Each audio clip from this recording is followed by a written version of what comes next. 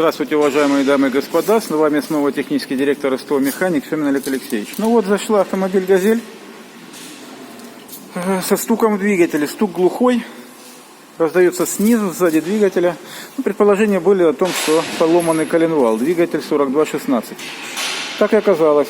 Маховик болтается, а облом лопнутый коленвал на последней шейке, на пятой. Будем разбирать.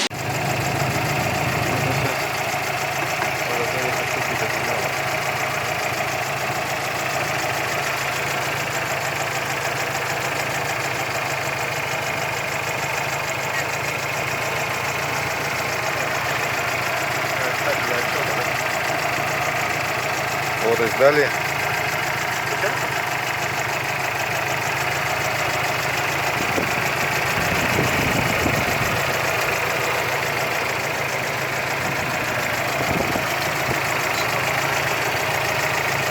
Надеюсь. Что?